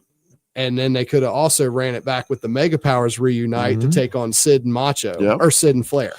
I mean, and you have the Warrior in there too. Like, well, he can have his matches with Taker, Papa Shango, all the Halloween people. No, but you're right. The Halloween people. Nobody wants to see him actually against real wrestlers. That's true. Warrior's a great attraction. He can work with Nails and Can you imagine Nails and Warrior? They wrestle. Oh my! They wrestle. gosh. Oh, it's great. I hope it's like 3.5 minutes. It's great. That's I'll tell you, it's great. But they did such a good job, and people, it's cool on the internet to take a dump on it. But Hogan and Flair in WCW, that first feud, I thought it was fantastic. Yes. Integrating Mr. T in there, bringing that nostalgia back. But the MVP, again, you're going to say I'm right. I'm a homer or whatever. Sensational Sherry. Oh yeah. Was so good in that feud as Ric Flair's paramour or whatever you want to call it. This is where you had the genius of Bischoff. You had your built-in angle from the previous history of Sherry with the no holds barred Zeus and Macho and all that. And now you just plug her right in with Flair, and it was like plug and play. Perfect. Yep. And she fit with Ric Flair. Oh yeah. She fit with everybody. Let's be honest. She didn't, she's never had, can you think of a Sensational Sherry Lemon that she managed? She got Harlem Heat over real good. Yeah. When they were Ted DiBiase, HBK. Rick Martel. She didn't take anything away. She always added to the character. She wasn't just a coattail rider. You're exactly right. She was gold across the board. She was like that SummerSlam 92 outfit. Goodness. That had Talking to be, about awakening. Man, that's a great action figure too. They made a figure Great of that. figure. Oh, they did. Yes, they did. Oh boy. What Big Kev Off gives train. that 5 Reese pieces. That's right. Five Reese pieces. What, like, it was a strong way to introduce Hogan.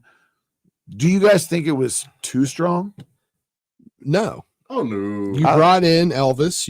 You don't have him come out and sing backup. That's right. Open for Chris Brown or something. No, like that, right? no. Flair knew the deal. Yeah. Flair, watch the match. Flair works his tail off in that match. That's the thing I think that people get the misconception about Ric Flair and Hulk Hogan. Everybody looked at them like they're rivals or No. whatever. They were like the best of friends. Yeah, Flair loved Hulk. And like it was hard to watch, when Ric Flair did that.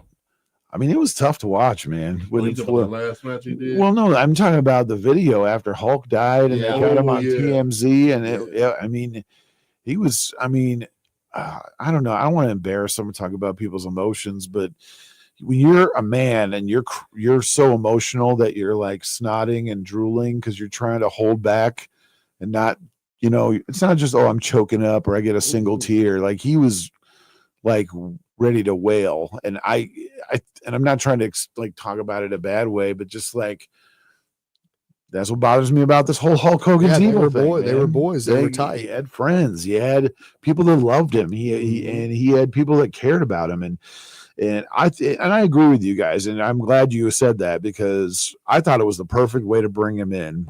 But they went right back to it kind of was like the Warrior winning the belt because how do you follow up coming in, winning, having a 4-match series with Flair, winning all 4 matches. Yes.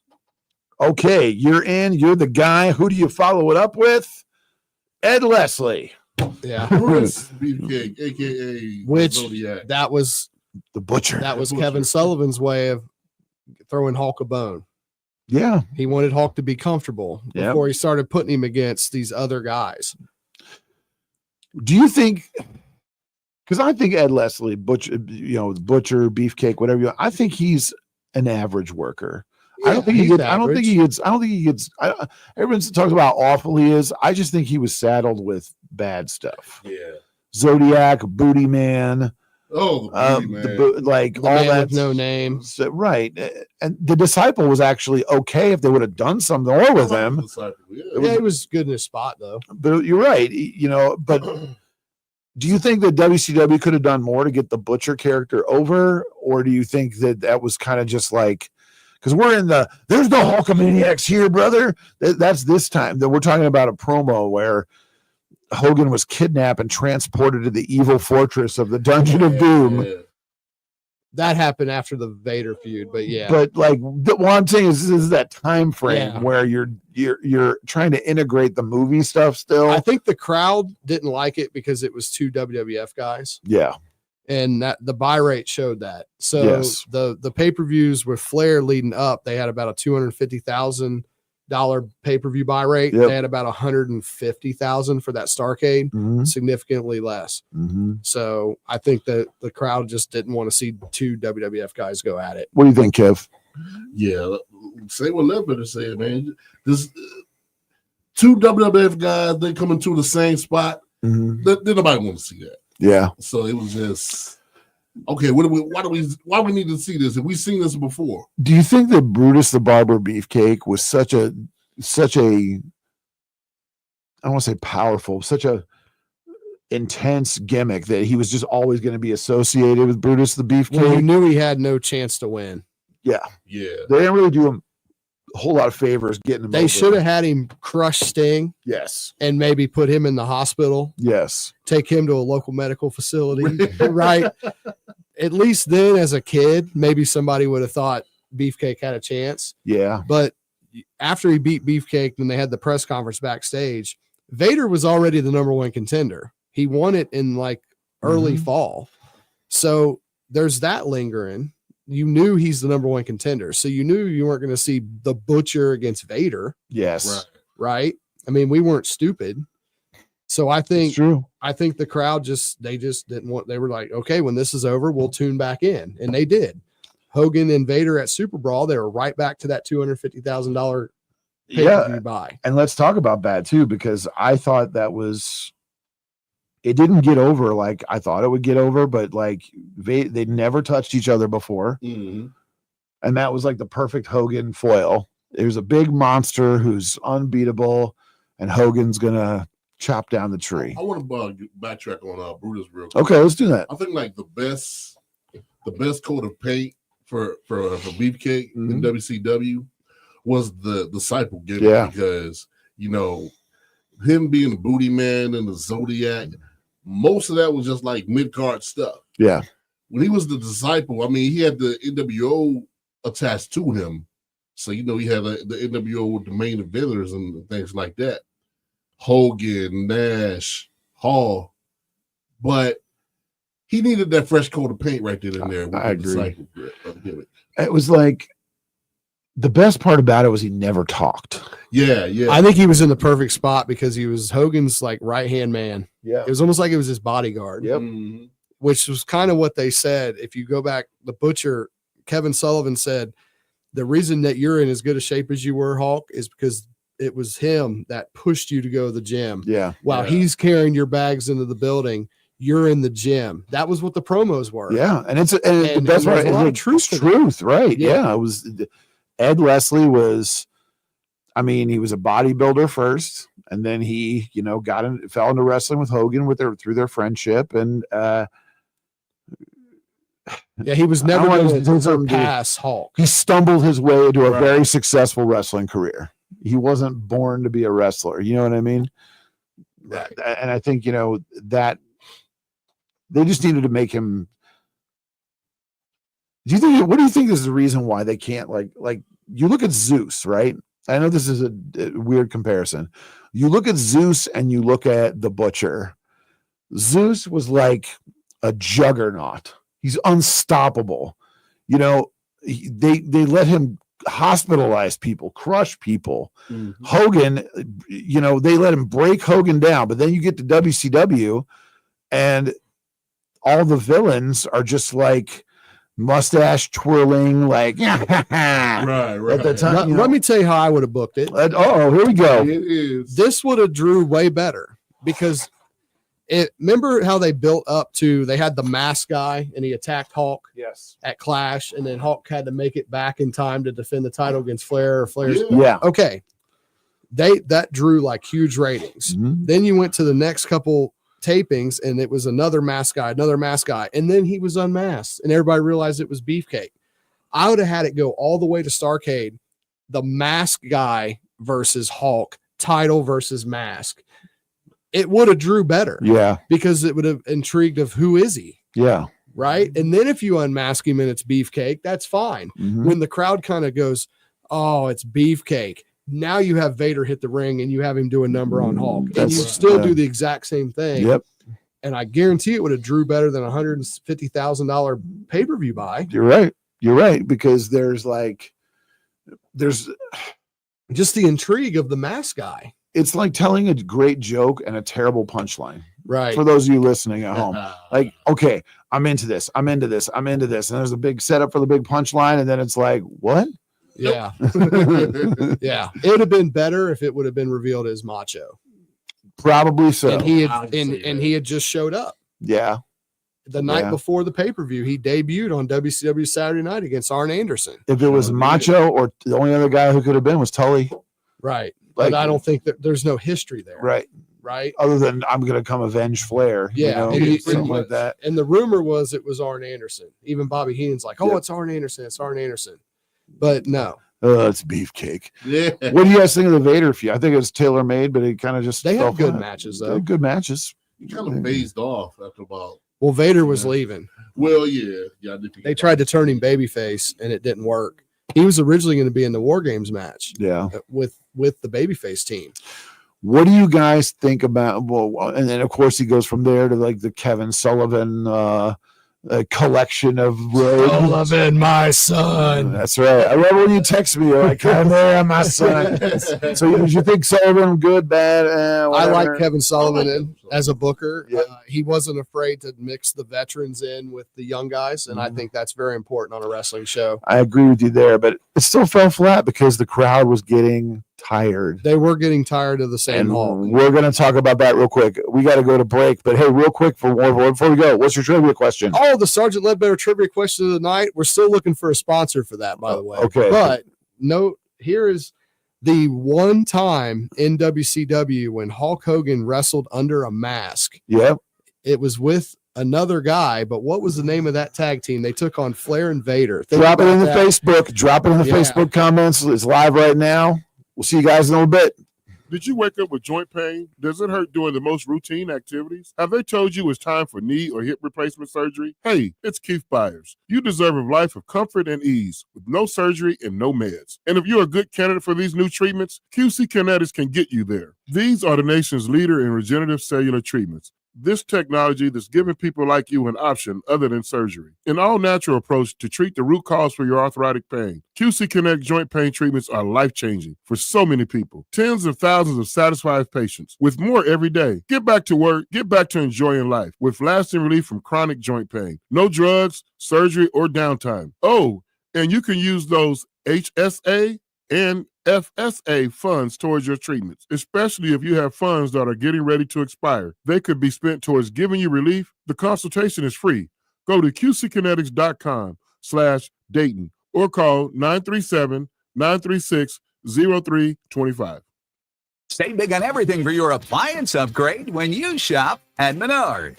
You need reliable and energy-efficient appliances to conquer the day. Menards is your one-stop shop with the largest in-stock appliance selection ready to take home today. Check out our top appliance brands including KitchenAid, Whirlpool, Maytag, Amana, and Criterion. Save big money on all appliances at Menards and check out our weekly flyer on menards.com for all the great deals happening now. Save big money at Menards. Hi, this is Mike Foley, your Montgomery County Clerk of Courts. I'd like to invite you to my new series called Connecting with the Community.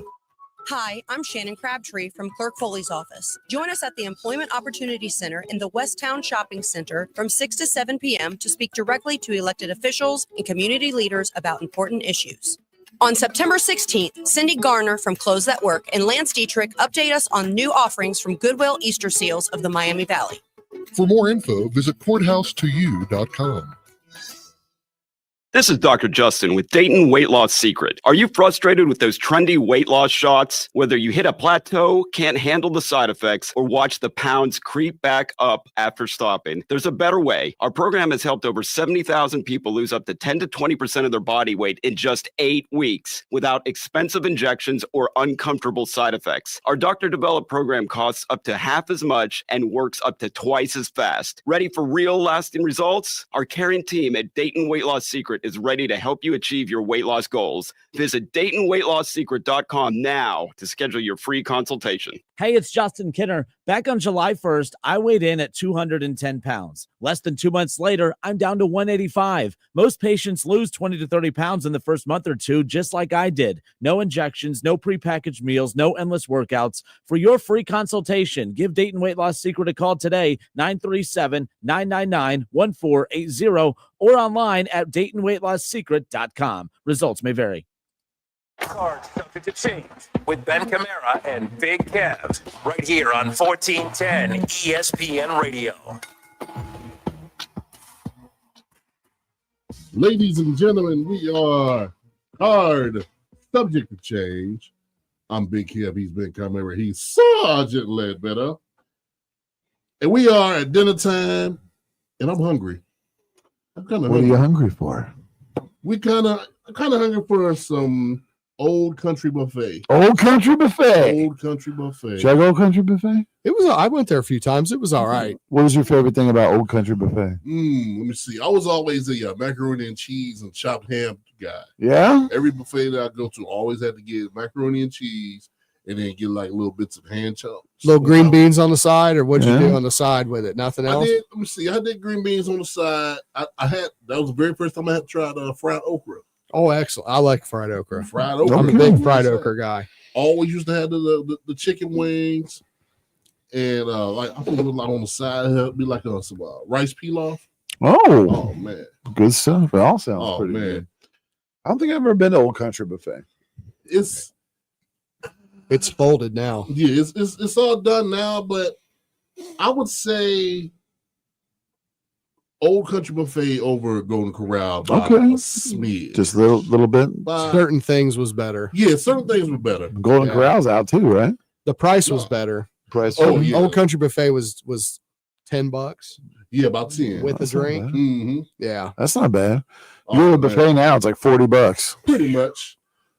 Me and my wife, we went to a buffet like a couple months ago, and I think I paid like $45 For both of you? for both. Well, that's not bad. that's not horrible. That's not the worst. Hey. All right. Anybody respond to the trivia, or are we Not- just talking to ourselves? We're in not- I this, mean, or we're talking what? to we're talking to buffet. I don't know if anybody responded to the trivia just yet, though. They might be talking about Golden Corral versus They Old Country probably are. Buffet. Hey. They probably Because that is a tough trivia question too. Michael Maxwell said, "What's up? Hey, what's up, Mike?" Captain. But I'll check here towards the end. But this is the go home spot. I think this is, I guess, is like an interesting phenomenon because I wasn't actively watching pro wrestling at the time, but the crowd really starts to turn on Hogan at this point. Yes. They are also doing what I would call to be the worst part of turning on somebody. It's not like, so in wrestling, folks, just a quick summation. If I'm a babyface and I'm a good guy and I go to the ring and people are booing me, that's fine because I can switch. I can turn into a villain. I'll turn heel in front of the audience and vice versa. If I'm not supposed to be a heel and they're like, yeah, go, then I'll kind of flip it in the ring and turn babyface. Ironically, the best example of this is Hulk Hogan versus The Rock at WrestleMania 18. Yeah. Because that was completely flipped on the fly, and you could definitely tell if you're in the business, that's what happened. They did not do anything they planned to do in that match. They just called it and fixed it all on the fly. But Hogan was suffering at the time the worst kind of heat, and that's none. Wow. People, if you go back and watch some of that stuff when I was prepping for the show, there's people just like sitting there with their arms crossed while he's doing his babyface comeback. So the stuff that people used to jump up and down for, the crowd's just not having it at this point. And you said that's the worst type of heat where there's nobody just reacting. Mm-hmm. Yeah, if you can hear the ice machines running up in the 300 section, and they can tell how well the drink sales are because they can tell how much the ice is cycling, that's not good. That's crazy. That's the worst kind of heat, and in the modernish era, it's called X-Pac heat.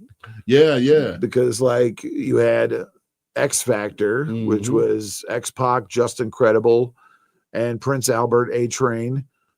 And you watch some of those entrances and the Great crowd is entrance just- music. Great music. Uncle Cracker. Crackers. But the crowd just doesn't care. And X-Pac was super over at one point. He was hot, but like, why? At this point, what do you guys think the big disservice was to Hogan? Was it too much too soon and then didn't follow it up with anything good? Or do you think people were like, okay, we've been watching this shtick for 11 years now? I think that's and what it I'm was. over it. I think that's what it was right then and there because, you know how he's going to get booked before he walks out. Yeah. He's gonna get beat a little bit, Hulk up, punch, big boot, 1, 2, 3. We got tired of seeing that. Yeah. As a fan, I got tired of seeing that. Well, you're a kid. Yeah, you're a kid at the time. So you got tired of seeing that. When you saw it, what were your thoughts? I'm like, okay, cool. This was a good time to bring up new people. Instead of putting Hogan on our screens, Hogan needs to go out and do something else instead of coming in and, getting $1 million paychecks and all this other stuff. He needed to go out and do something else, like do some more movies or something. Do you think that they should have utilized him more in other Turner properties, like other TV shows? because they really only did, and because it was on the lot, they had the Baywatch WCW episode with Hogan, Flair, Vader. I can't remember who else was in that one. Oh, shoot. But they had the wrestling show on the beach, and they did the steel cage match, and it was Hogan versus Vader for that. But do you think? Out there. Yeah, and Cheatham, the evil midget, Cheatham blows up the boat. That wasn't Hogan, but it was That was time Bulldog frame, and Sid and Vader and Sting. Yeah, it was terrible. But what do you? Was it just you're sick of seeing it?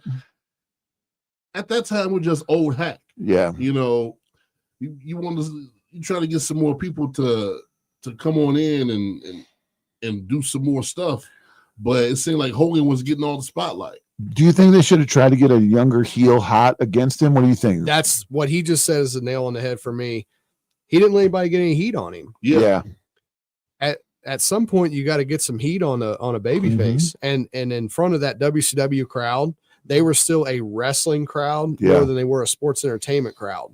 So they wanted to see wrestling. Yeah, they gave them good wrestling out of the gate. Him and Flair had banger great matches. They're good. Then it turned to a little bit of the Three Faces of Fear against Sting, Savage, and Hulk, and they rode a little bit of that, and then we got Hulk and Vader, and those were banger matches. But where do we go from there? It's like when you're selling a product, say you're selling chewing gum, Big Kev, and right out of the gate you give them the Bangin' Blueberry. That's your opening product instead of just plain original. Once Bangin' Blueberries already came out, nobody's going to buy original when it comes out. Yeah, exactly. They've already got Bangin' Blueberry. Right.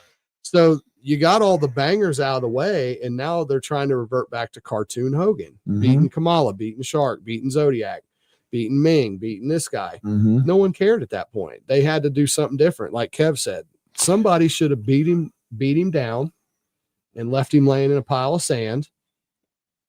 And that should have happened multiple times. I agree, because the thing that I didn't understand about because I agree 100% on the getting heat. You've got all these TV products. Why didn't you hurt air quotes hurt Hulk Hogan?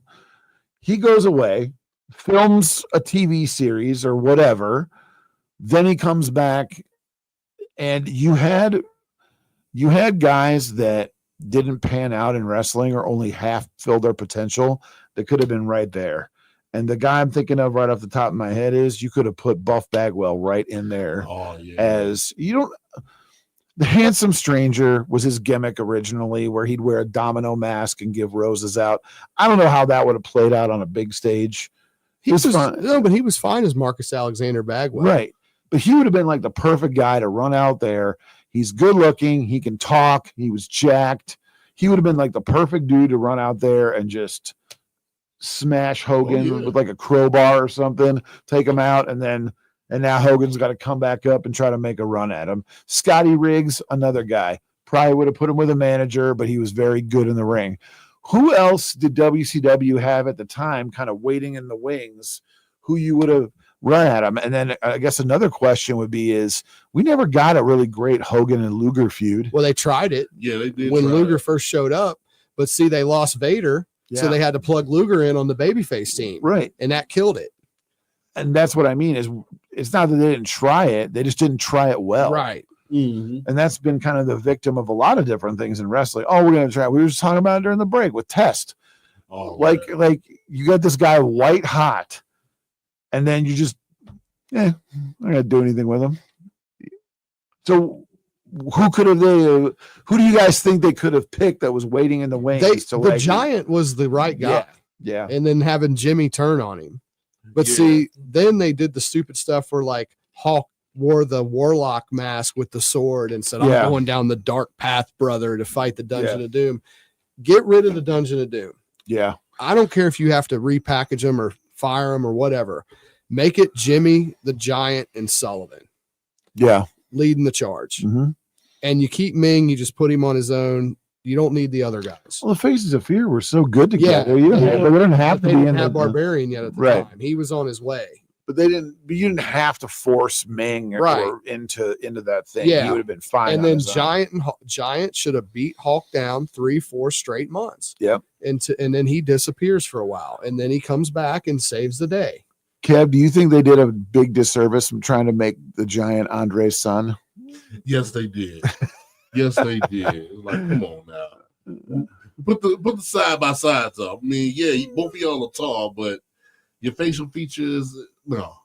That was it's wrestling. We can say whatever we want and people will believe it thing is all that was. Just like that wouldn't fly nowadays, obviously, because everybody'd be online instantly. Oh, yeah. Back then you had to hit the dial up, and by the time you figured it out, it already had timed out. America Online. Yeah, AOL chat rooms. You got to answer all your instant messages. Yeah. You've got mail. But check this out though. Here's another nice little something for you. If you in the Fire and Ice, what if you would have got Scott Norton? They talked about that. He would have been a great fit if put up with Jimmy Hart. Yeah, they talked about doing a feud with him and Hogan. Scott Norton would have been good. Just the young guys. You know what? I would have liked it. This is impossible, and this is just stupid fantasy booking. Why didn't they run Raven at Hulk Hogan? Like Raven running at Hulk Hogan. I don't know if he was quite there yet, though. He wasn't, but like when Hogan in 2000, you had Raven before he got released. You had Hogan in red and yellow. There was like a 3-4 month period there where everybody was just floating around doing nothing. That would have been a perfect for Hogan to run through everybody in the flock. What about the Horsemen, man? What if you heat them back up? Yes. And this is pre-NWO we're talking. Yeah. There's like a year that they have to fill. Mm-hmm. Why don't you heat the Horsemen back up and you circle right back to Hulk and Flair? Barry Windham and Hogan would have been that would have been fantastic. Barry Windham and Hogan, Arn and Hogan.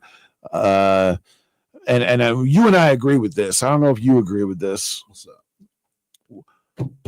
Why not get Paul Roma hot? Yeah. He was there. Right. He was on his way out, but he was there. But like Roma's like Orndorff was there. They could have circled back to that. Like they had so many guys on the roster that were either old and sunsetting or guys that were like, oh man, this guy looks like here's another guy, Van Hammer. Yeah, Van Hammer. Before he got into the drugs and made a mess of things or whatever. I mean, the guy's 6'9", 300 pounds. He's got the crazy hair. DDP was there. Yep. Oh god. And I don't know. I didn't like corny casino DDP with like the leather pants and the cigar. I'm a cigar guy. That was too. him being I'm a promoter. Right. Yeah. I didn't care for that. High five. Yeah. They only needed to cover like 6 to 8 months before the NWO. And that's why Hulk went away, because everybody was booing him out of the building. When he came back and he walked down that aisle, I was watching actually a fan cam of it. The crowd was really into him. And I guess I want to say that to say this was a lot of why they were sick of him. I know that it's the same old, but was WCW overexposing Hogan at that point? It's like, how can I miss you if you won't go away? Right. Exactly. And they brought him away, let him chill away, and now everybody misses him. Mm-hmm. It's like Cena. Yep. He went away, and everybody's like, well, we actually really like this guy. Yeah. And now they cheer him. Mm-hmm. You had the 18 to 35 male crowd hated Cena.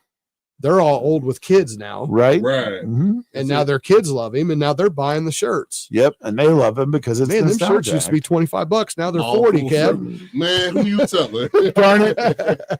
Who you telling? I had the what was it, that American Made Muscle shirt that he had? Yeah. I think I spent like $25. Okay. Now you got to spend like how you said, $40. It's 40 to 50 for the exclusive shirts. Man, there's a premium Decade of Trish Stratus shirt on Fanatics. It's actually a really cool shirt. I was like, oh man, I might get that because Trish is Polish and I'm, you're a Polish mark. Polish mark. But $65, man. For why? Because it's one of their commemorative. It's their commemorative premium shirts. Limited shirts. They can print as many of them as they want. It's a cool shirt though. What's it made of? Vibranium? No, it's like, but it's not like a black shirt. It's like gold. I'll send it to you after we're done. But like, it's a cool shirt. But with Hogan, it's like they just seem to make the same mistakes over and over again with him. Like he's a victim of his own success, because once he's successful, it's hard to duplicate those moments again. Like they couldn't duplicate him and Andre with him and the Giant. Yes. That you can only get so far back to that. That was a special moment, once in a lifetime, blah, blah, blah. The Giant needed to be its own thing. Yep. And they didn't do it correctly. And the same thing goes for the Shark, because I'm a big Tenta fan. Yeah. I thought he was fantastic for his size. He was just an unbelievable performer. But Earthquake was like the thing of nightmares. He was like Jeffrey Dahmer, like it was the thing where you like, this guy is a serious piece of work. And then you get to the Shark. He was presented as a goof. It's what we were just talking about. Like, and it's like, but I guess, what do you think? Because next week we're going to get into the biggest event to ever happen in the history of professional wrestling, especially, and it does happen to be around Hulk Hogan. But like, when do you think the switch flipped? Like, was Bischoff smart enough to say, this isn't working, get off TV? Yeah, Hulk was at home, and I think he called him and was like, hey, we need to do something. Yeah. And then they did a little something. Well, they did something. They did some.